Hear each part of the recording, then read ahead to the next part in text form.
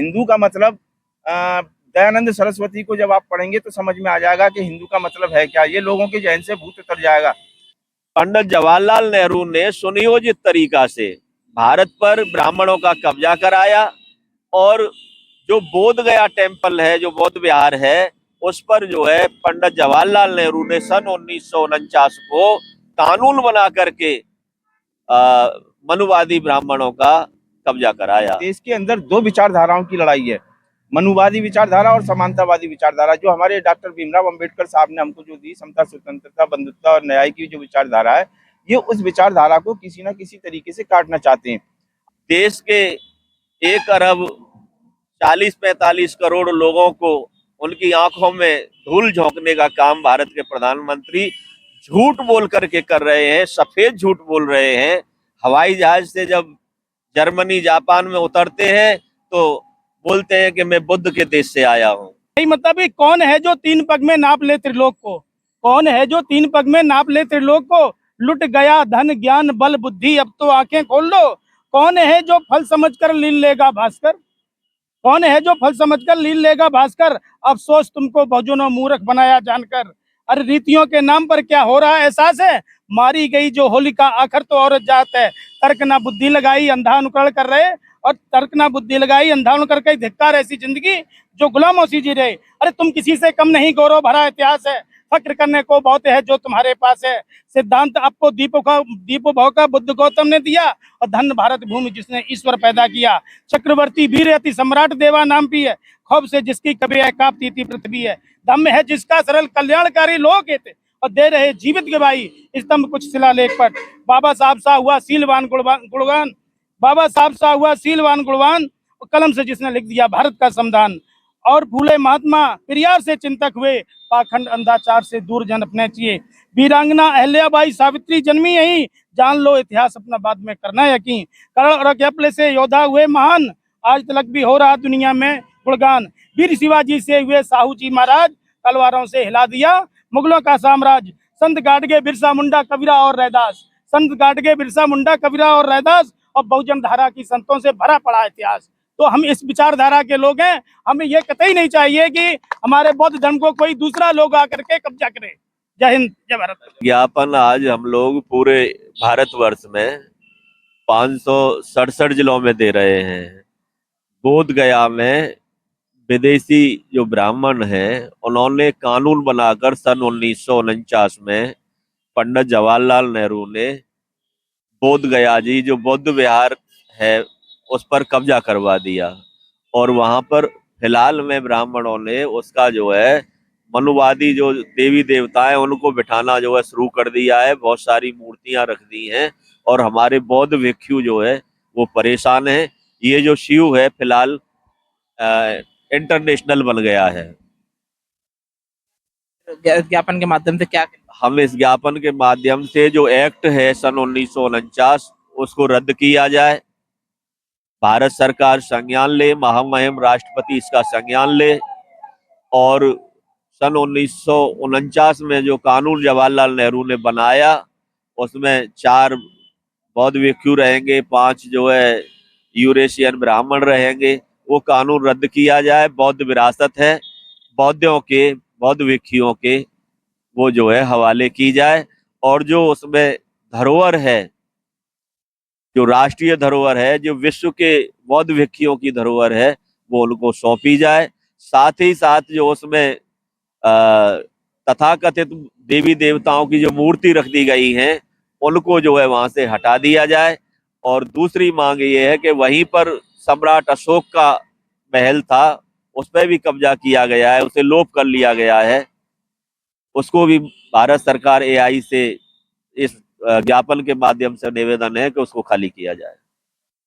Pandit Jawaharlal Nehru first प्रधानमंत्री जो nominate प्रधानमंत्री थे, अंग्रेज गए तो भारत में सरदार पटेल 12 वोट जिन्हें मिले थे उनको प्रधानमंत्री नहीं बनाया गया, और उसके जो है जाते जाते नॉमिनेट प्रधानमंत्री अंग्रेज पंडित जवाहरलाल नेहरू जी को बना करके गए।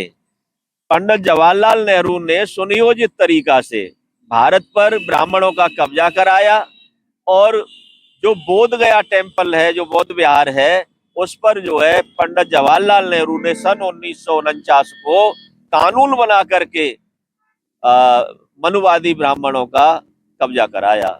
उसको मुक्त कराने के लिए हम ये ज्ञापन के माध्यम से पूरे भारतवर्ष में, भारत के 567 जिलों में आज इसी समय पर महामहिम राष्ट्रपति महोदया के लिए ज्ञापन दे रहे हैं कि हमारा जो टेम्पल है उसको खाली कराया जाए, बुद्ध विहार को खाली कराया जाए और सन 1949 का जो एक्ट है उसे रद्द किया जाए। देखिए, ये वो राजनीति करने वाले लोग हैं, राजनीतिक हैं। देश के 1 अरब 40-45 करोड़ लोगों को उनकी आंखों में धूल झोंकने का काम भारत के प्रधानमंत्री झूठ बोल करके कर रहे हैं, सफेद झूठ बोल रहे हैं।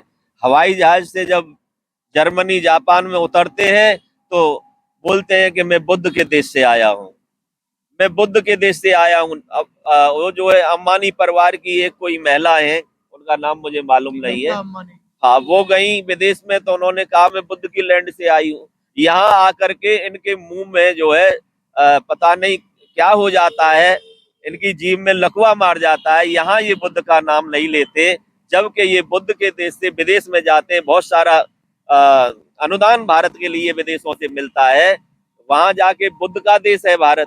भारत ने बुद्ध दुनिया को बुद्ध दिए, युद्ध नहीं दिए, लेकिन यहाँ पर ये भारत के लोगों को हिंदू मुसलमान, हिंदुस्तान पाकिस्तान के नाम से डराते धमकाते हैं।